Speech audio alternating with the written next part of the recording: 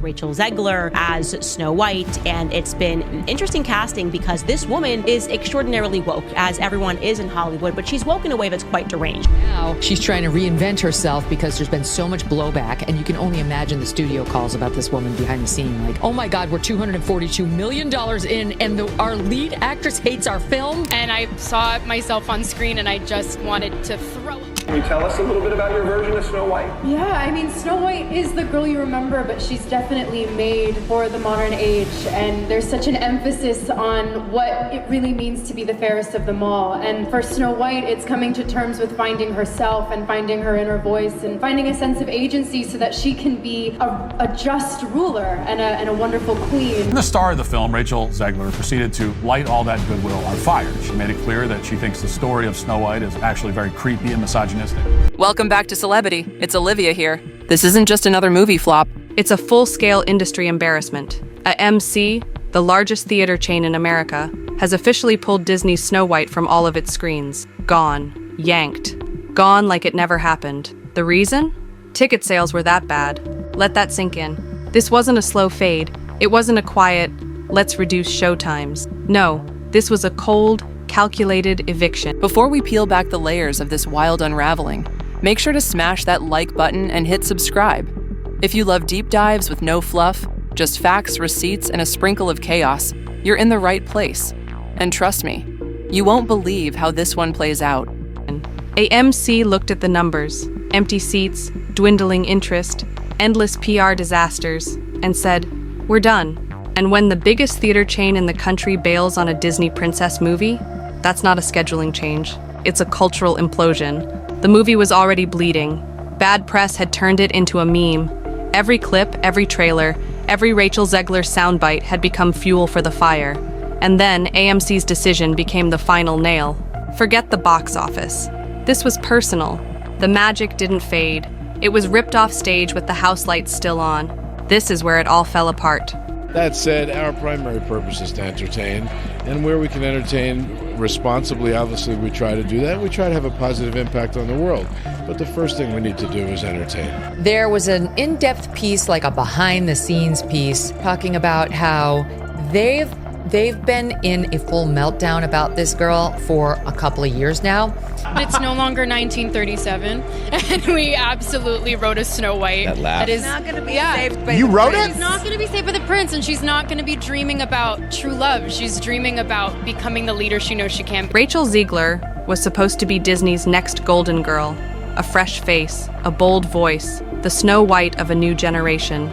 But what Disney didn't anticipate was that Rachel would open her mouth and light the entire press tour on fire. It started small, some awkward phrasing in interviews, then a few eyebrow-raising comments about the original 1937 film being creepy. Then it escalated, fast. She called the prince a stalker, said Snow White didn't need saving, claimed the remake was for modern women who don't dream about love. And just like that, a character beloved for nearly a century became a symbol of everything people resented about Hollywood's current remake obsession. The fan base turned, the internet exploded, the memes ruthless. Disney tried to backpedal. They released polished, carefully edited interviews. They pivoted the messaging. They sent in co-stars to soften the backlash, but the damage was already done. Rachel had become the story, not the movie. And worse, she'd become a liability. It wasn't just a few controversial quotes. It was a pattern, an energy, a vibe that clashed with the very essence of the character she was playing. Our rights are on the line, folks. Bitch! The right to buy Cosby rights. sweaters? Come on.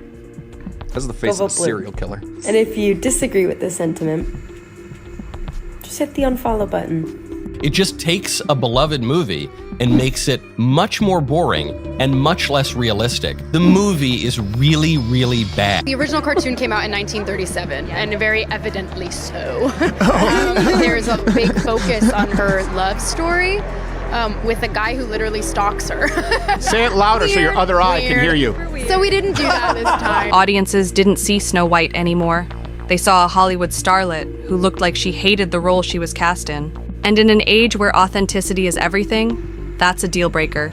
Once the public turns on you, there's no PR spell strong enough to reverse it. At first, Disney brushed it off. Just a few loud voices, they said. It's just online noise. But then came the numbers. Trailer views plummeted. YouTube dislikes spiked. Comment sections turned into war zones. Fan accounts started deleting Snow White content altogether. And then came the boycott movement. Fans didn't just turn away, they turned organized. Hashtags like Not My Snow White and Fire Rachel Zegler trended for days. Entire TikTok communities rallied around critiques of the film, analyzing interviews frame by frame like courtroom evidence. Well, the primary suffering is being sent in by my company to watch a children's movie as a single man, like 2 p.m. on a Thursday.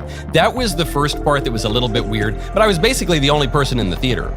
You don't particularly see people who, look like me or are me playing roles like that. So it was definitely, when it got announced, White! He wasn't a stalker, by the way. Thing that was like trending on Twitter for days because all of the people were angry.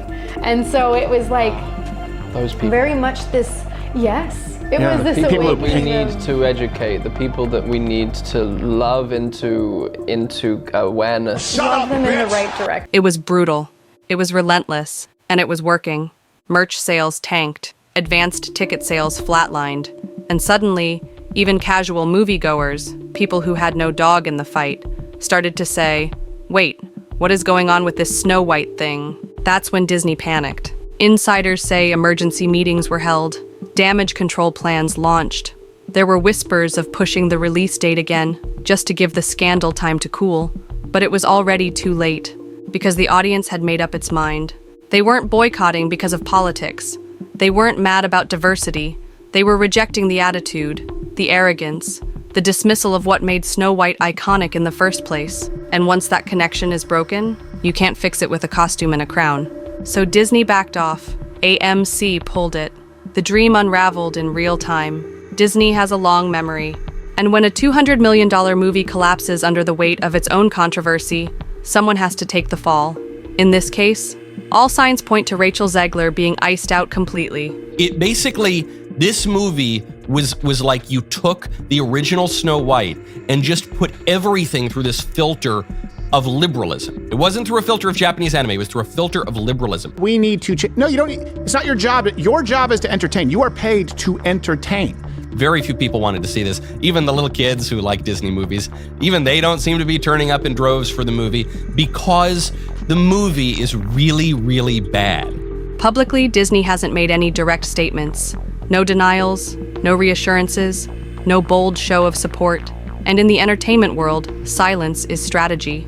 Internally, the whispers are loud. Sources close to the production say Rachel's name is no longer being floated in casting rooms. She's been quietly removed from marketing discussions for related Disney properties. There were even plans to tie Snow White into a new Magic Kingdom branding campaign, but that's been completely wiped. Disney, the same studio that once launched careers with a single role, is now doing everything it can to erase this one. And Rachel? She's gone dark. No new interviews, no press, no TikToks, no witty tweets, just radio silence, which, for someone once everywhere, is screaming louder than words ever could. Because let's be real, Disney doesn't just fire people, they vanish them. And if you're deemed a liability to the brand, it doesn't matter how famous you are or how talented you might be. They'll ghost you harder than a streaming service canceling a show mid-season. The real kicker? Zegler still has projects lined up. And so I've got some bona fides here on being fair. The movie was absolutely terrible. In every way that the movie differed from the beloved 1937 original, it was worse. So from the casting to the class politics, the sexual politics, the regime politics, everything about it was liberal. Snow White is generally understood to be a very, very white person. And in this case, they decided, nope, no, that doesn't make any sense. So I don't think we're allowed to say that, right? I was referring to the movie as sand beige. But none with Disney. She went from being the studio's newest face to its biggest PR cautionary tale. And now, her name is quietly being removed from the House of Mouse's inner circle.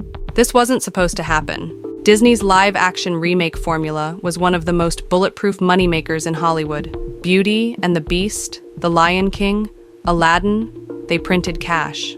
All Disney had to do was repackage nostalgia, slap on some CGI, and let the magic happen. But Snow White? It cracked the formula wide open. This wasn't just a flop, it was a warning shot.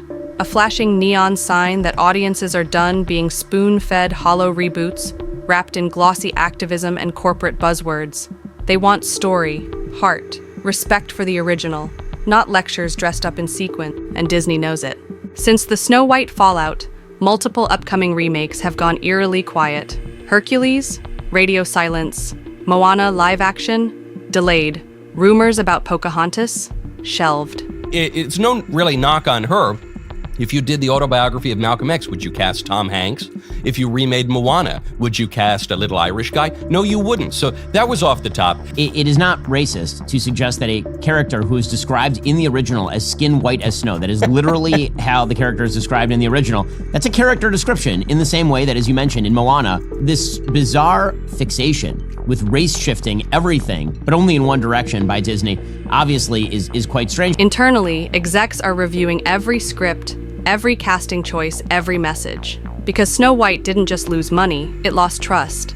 Audiences used to give Disney the benefit of the doubt. Now, every new announcement is met with skepticism, criticism, outright backlash before a trailer even drops. And that's not a marketing problem, that's a brand crisis. The irony? Disney tried to reinvent Snow White to make her stronger, modern, independent. But in doing so, they stripped away the soul of the character and alienated the very people who loved her most. And once you lose your audience, it doesn't matter how much you spend, they don't come back. So here's the chilling truth. Snow White wasn't just a PR failure. It was the beginning of the end for the live-action era as we know it. And the only question left now is, can Disney rebuild the magic from the ashes? Or has the spell already broken, for good? Let that linger.